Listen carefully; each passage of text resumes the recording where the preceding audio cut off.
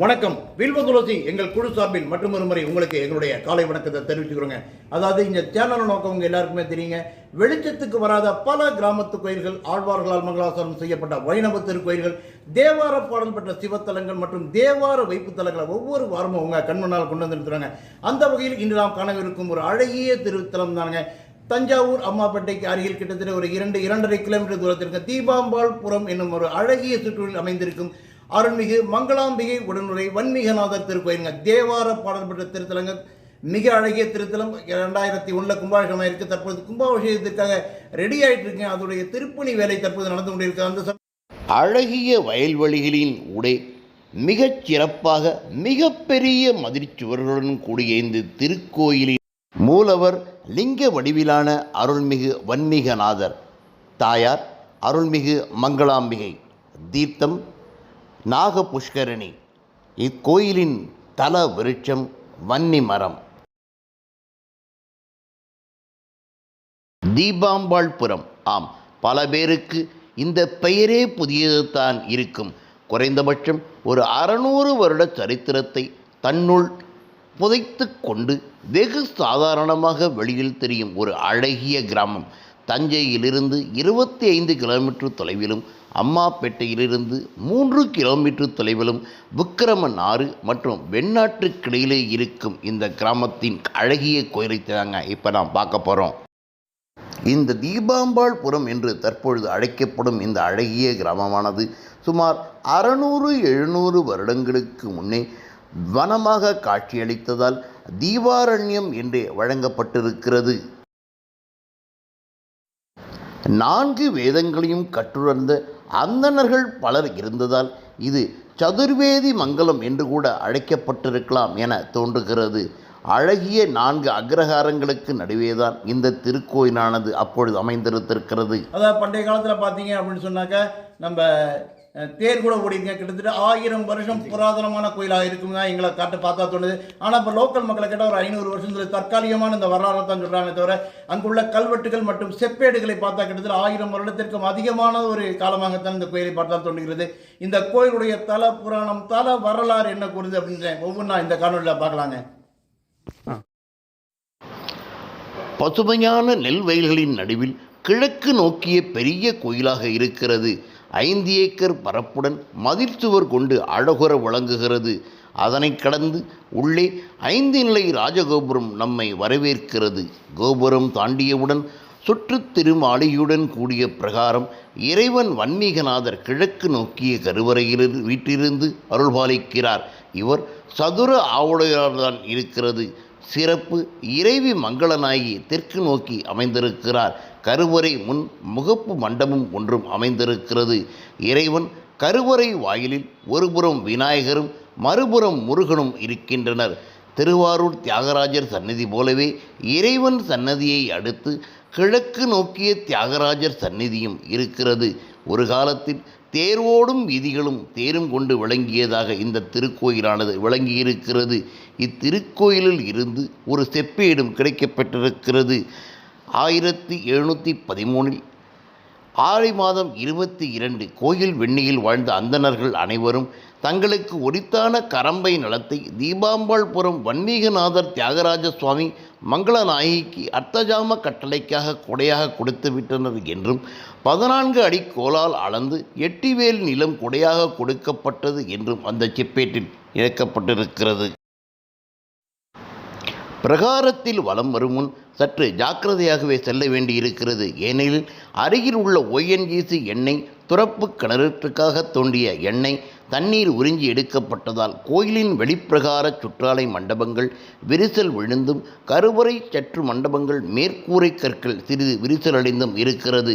இதனால் விரிசல் வீழ்ந்த கூரை சுற்றுக்கோயில் தெய்வங்கள் மீது விழாமல் காக்க வேண்டி அவற்றினை எடுத்து கருவறை பின்புறம் தென்முகன் சன்னதி எதிரில் வரிசையாக நிலைநிறுத்தி வைத்திருக்கின்றனர். இவற்றில் தென்மேற்கு மூலை ராஜவிநாயகர், பிற விநாயகர் சிலைகள், விஷ்ணு சிலை, குழலூதும் கண்ணன் சிலை, கஜலட்சுமி சிலை, தேரடி விநாயகர், சில லிங்கங்கள், அதனுடனும் அம்பிகை சிலை என அனைவரும் வரிசையாக நிறுத்தப்பட்டிருக்கின்றனர். சுமார் 500-600 வருடங்களுக்கு முன்னால் தீபாம்பாள் பாயி என்றொரு மராட்டிய ராணி வேதியர்களுக்கு சர்வமானியமாக ஒரு கிராமத்தை கொடுத்து ஒரு குடியிருப்பை ஏற்படுத்தி அந்த கிராமத்திற்கு தன் பெயரையும் வைத்திருக்கிறாள். இங்கு தென்னாருடைய சிவபெருமானுக்கு ஒரு திருக்கோயிலும் எழுப்பியிருக்கிறாள். அதுதாங்க தற்பொழுது நாம் கண்டு கொண்டிருக்கும் இந்த தீபாம்பாள்புரம் வன்மீகநாதர் கோயில்.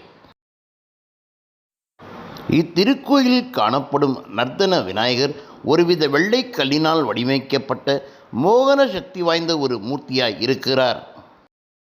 சுவாமி சன்னதிக்கு தெற்கு பாகத்தில் தனி சன்னதியாக தியாகேசர் அருள்பாலிக்கிறார்.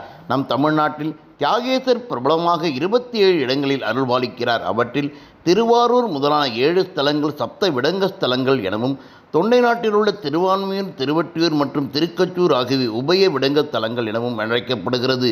மற்ற 17 தலங்களும் பிரதிவிடங்க ஸ்தலங்கள் என குழைக்கப்படுகிறது. இந்த தீபாம்பாள்புரம் பிரதிவிடங்க ஸ்தலங்களில் ஒன்றாக கருதப்படுகிறது. விடங்கம் என்றால் ஒளியால் செதுக்கப்படாதவர் என்று ஒரு பொருள்.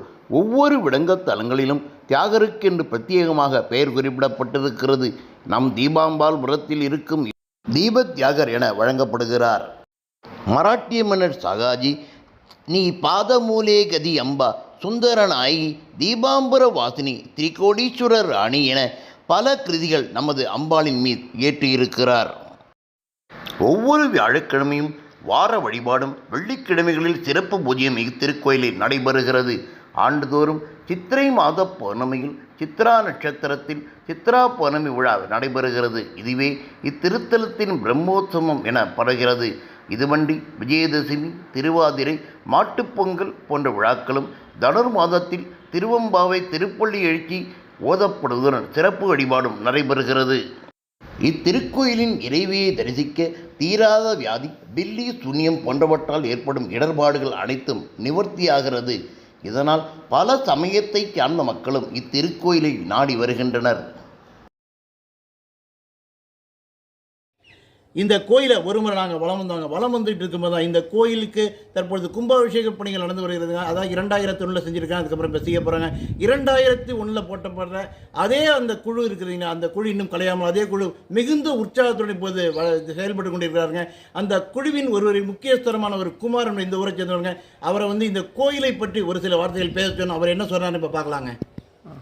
தஞ்சாவூர் மாவட்டம் பாபநாசம் வட்டம் அம்மாப்பேட்டை பேருந்து நிலையத்திலிருந்து சுமார் வடக்கே 2 கிலோமீட்டர் அருகாமையில் தீபாம்பாள்புரம் என்னும் கிராமத்தில் மிகவும் பாடல் பெற்ற ஸ்தலமான தீபாம்பாள்புரம் வன்மீகநாத சுவாமி மங்கள நாயகி உடனுரை அமைந்துள்ளது. வெண்ணாற்றிற்கு கிழக்கே அமைந்துள்ள திருக்கோயில் திருப்பணி வேலைகள் துவங்கி சுமார் 2001ஆம் ஆண்டு திருமண குடமுழுக்கு நடைபெற்றது. தற்போது 24 ஆண்டுகள் கழித்து மீண்டும் திருப்பணி வேலைகள் துவங்கி நடைபெற்று கொண்டிருக்கிறது. போதிய நிதி வசதி இல்லாத காரணத்தால் வேலை மிகவும் தொய்வாக நடைபெற்று கொண்டிருக்கிறது.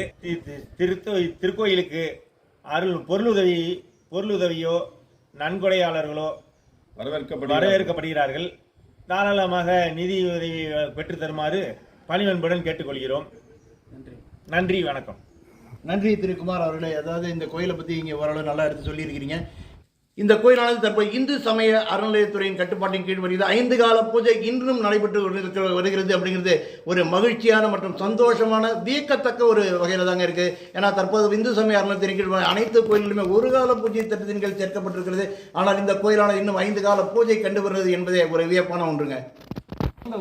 இக்கோயிலுக்கான நிதி உதவி பொருளுதவி வழங்குவதற்கான அக்கௌண்ட் நம்பர் மற்றும் டெலிஃபோன் நம்பரை இந்த சேனலின் கீழே வரும் டிஸ்கிரிப்ஷன் பாக்ஸில் கொடுக்குறாங்க. மிக அழகிய திருக்கோயிலுங்க. ஒரு காலத்தில் மிக அழகாக இருந்திருக்கு. தற்பொழுதும் அழகாகத்தான் வரப்போகிறது. தாங்கள் கண்கூட பார்க்க போகிறீங்க. 2025 இதோட கும்பாபிஷேகம் நடக்க போகிறது. 3 திருச்சுற்றுக்களை இந்த கோயிலானது கொண்டிருக்கிறது. மிக அழகாக பராமரிக்கப்பட போகிறது. ஏற்கனவே அழகாக பராமரிக்கப்பட்டு கொண்டு தான் இருக்கிறது. கொண்டு வரப்போகிறது என்பது எந்த ஒரு ஐயமும் கிடையாதுங்க. இதே போன்ற மற்றும் ஒரு அழகிய திரு ஆலயத்தில் உங்களை சந்திக்கிறேன். அதுவரை வணக்கம் கூறி விடைபெறுகிறோம். நன்றி, வணக்கம்.